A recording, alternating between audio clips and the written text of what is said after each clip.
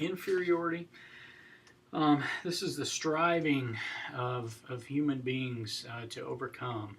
We don't like this. We don't like the feeling of being inferior. We're striving to become inferior and superior, in fact. Children who have perceptions of their family constellation and struggle to find a place of significance with that. This is some of the birth order stuff coming out. So children learn things from their family environment. They fit and fall into, slide into different roles in the family based on where they were born into it. This is some really, really cool stuff. I really like the birth order things. Discrepancy between self and ideal self. This is actually something I use quite a lot in clinical practice right now and have ever since I learned about it. The basic premise behind it is that, you know, if you imagine on the left side a vertical kind of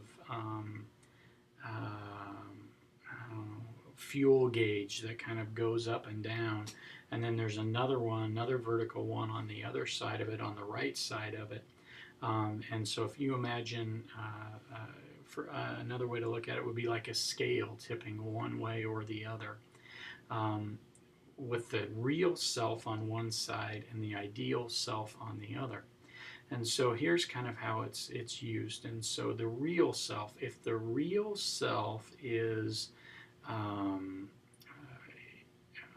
you know, in actuality, when people aren't looking, I am mean, I'm cantankerous, I yell at my partner in life and my kids. That's my real self. But then outwardly, I pretend to be very calm and very compassionate and very composed and just sort of laissez-faire. If that's how I project outwardly, those are way off balance. One is way up, the other is way down. And that's dysfunctional. There's problems there. The reverse of that, if I, you know, am in actuality very calm and relaxed and compassionate and kind, but yet, if that's how I really am, but yet I'm projecting outwardly that I'm very mean and hurtful and those kinds of things, trying to be project that I'm quite tough. You know, I'm out of balance again.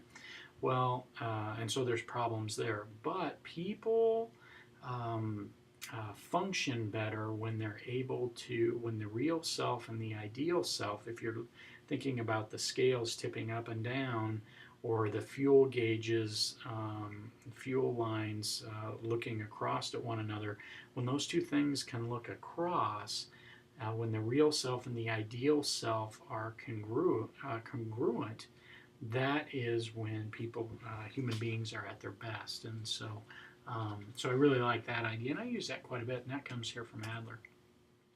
One's lifestyle is something self-defeating because of inferiority feelings, and so people will choose some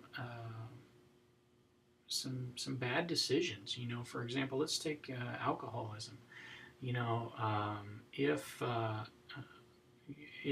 that comes out in my lifestyle and in my lifestyle assessment, I've got some that's very, very self-defeating, but it's partially may come from, you know, I don't feel like I can be successful in my family life. I feel like I'm failing miserably. I feel like I can't connect with my partner or with my kids, and so I sit in the garage and you know, drink a 12-pack of beer rather than go inside and be with my family because I'm not feeling superior in that situation. And so so in that instance, my lifestyle has become quite self-defeating, but it's all, as Adler would say, it's due to these inferiority feelings.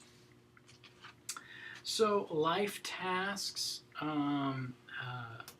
Adler went on to say that there are three challenges that one must complete in their life. And so, said differently, if you would dissect a human being, not that way, but emotionally dissect a human being, they would have these friendship needs, this need to contribute to society, and this need for intimacy. And so this is the social connectedness. That's the most important thing. And then, this occupational thing. So I'm getting something out of my work other than just a paycheck. And so I'm contributing, I'm making the world better. And then intimacy, love, marriage. I've got somebody to love and somebody that loves me. And so these are Adler's. These last two come from, were added later by Mossack and Dreikhurst. So they took Adler's original three and added two more. But, getting along with the self, so having some self-acceptance. And then the spiritual growth, having values and creating meaning in your life, having goals that make it so that life is not just a 80-year, let's say, endeavor, that there's more to it than just this short time on earth. And so I like these additions, and the Adlerian folks are, generally quite accepting of them. So dysfunction in any of these is going to create problems for the person, and so through the lifestyle assessment, understanding what part of them is dysfunctional becomes a big part of the work.